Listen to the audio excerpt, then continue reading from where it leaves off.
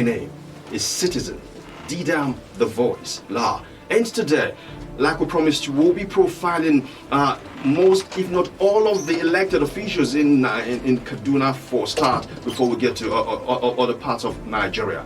And we've been talking with different local government chairmen.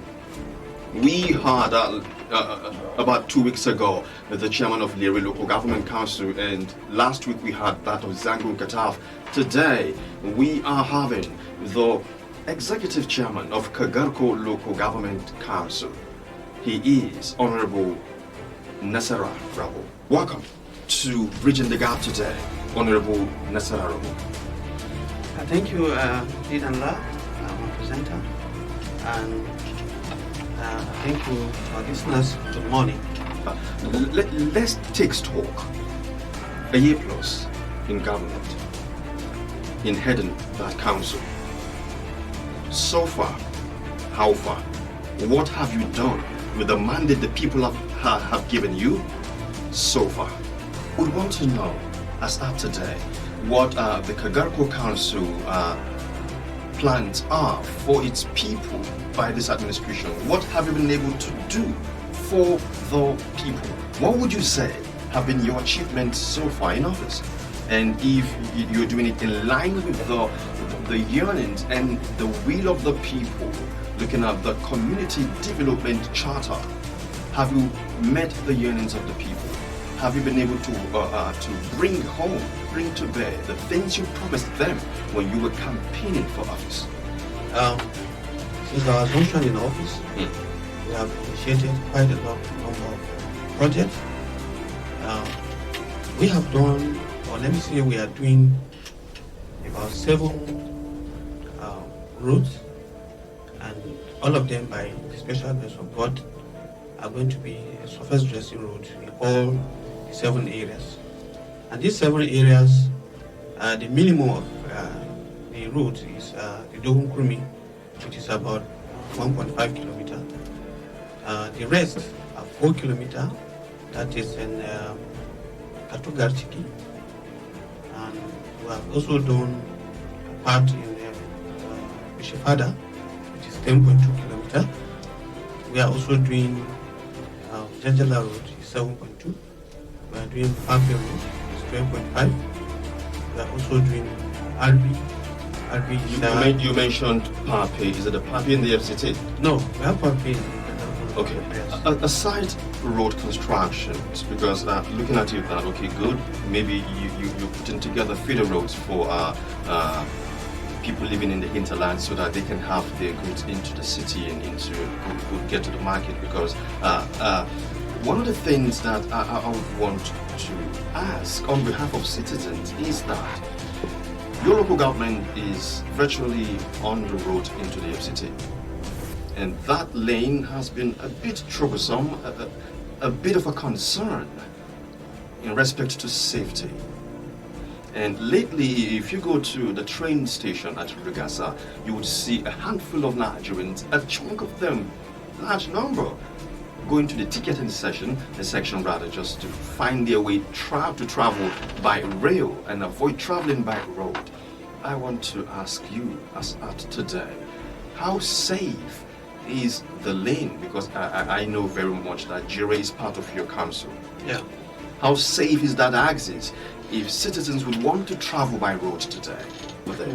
Sure, for sometimes we have challenges generally in the state in terms of security, but I want to appreciate the effort of the security agencies for their usual patrol, intelligence gathering, that's the criminals who want to really put also a bad shape in the state.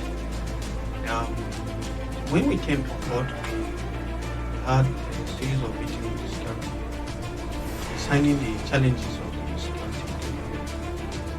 One of the things we discovered was there are some criminals who are taking advantage of the forest we have to hide and commit a lot of their activities. They will hit and run back to the communities. So we engage them in teams of security, which we want to make some information. But overall assessment is that so far so good at Kagarko, particularly. Challenges of kidnapping much as it is to be before. We are open with all security guards. So now bottom line is, are you saying it is safe to fly that road as you speak? Yeah, it's safe because it's Thank you. Now let's look at education, especially Northern Nigeria precisely, Kaduna inclusive has been tagged with having the highest number of out-of-school children, and we still have UBEG as a process and a principle of education in Nigeria.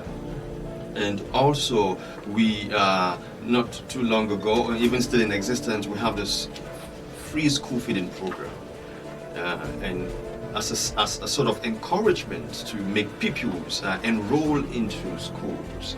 Let's talk about the enrollment, the school feeding program at your council, and also the level of retention, and how productive are these kids by the time they finish elementary school, that means primary school. So, is the school feeding program producing any meaningful result, or do your council experience any sort of a challenge? Is it encouraging parents to enroll their kids into school? Are we having more parents as a result of the free school feeding program enroll their kids over there? Or is it business as usual? Even though I won't mention names of the councils and the people that told me that the kids come and after the meal they disappear. Are we having a similar situation over there? The school feeding, first and foremost, it was the initiative of the governor of the state, Nasara, when he came on board in 2015, and before the federal government took over the program.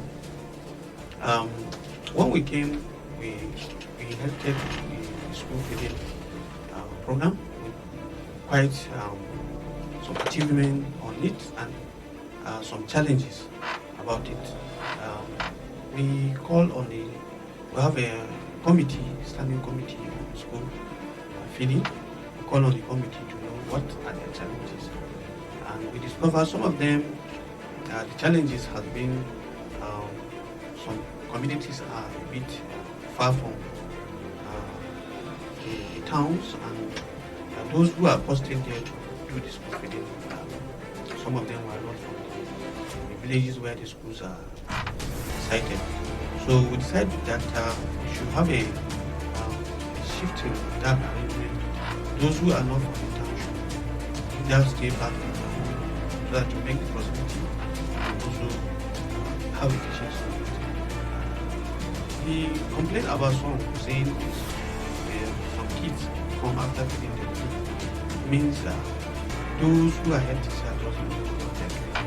But as a head teacher, you have a head teacher. And if you have a disciplined school, a head teacher should be able to control students. Each time they have a specific time for it. But me personally, I have not experienced that. But I think, let me not rule it out, but if there's such complaint, then the problem is for the head teachers. Are you comfortable with talk money? Money allocated to your council? Sure. Good.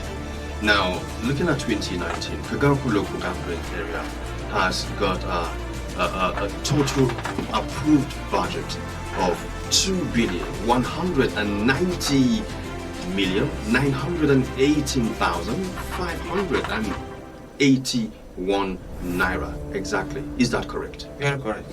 Good.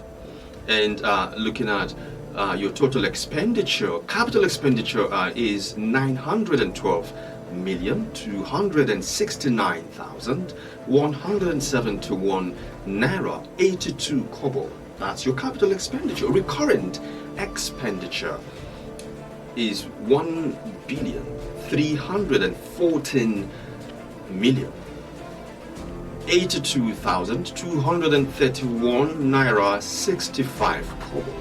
Then personnel cost is 836,163,558 naira exactly. An independent revenue, and that is the one that catches my attention a whole lot.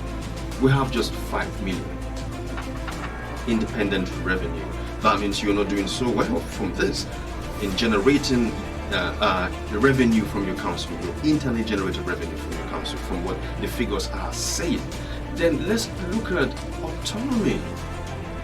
Not too long ago, 774 of local governments in Nigeria were finally given autonomy. Your council is one of them, and I believe you're excited. Yeah. And you've started receiving the money. Yes. Am I correct? Yeah, Good. And what was the last one you received?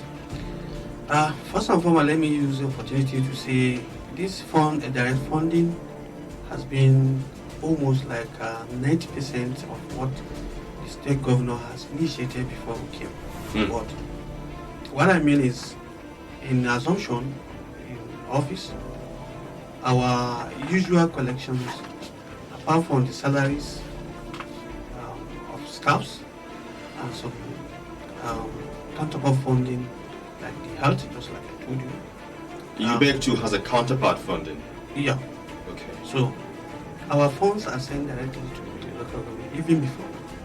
But the difference now with what has just happened is that the money comes directly to the local government against coming to the state before disbursement to the local government. As I did, the first we got, that was in June, we received about 204 million 56,047 copies.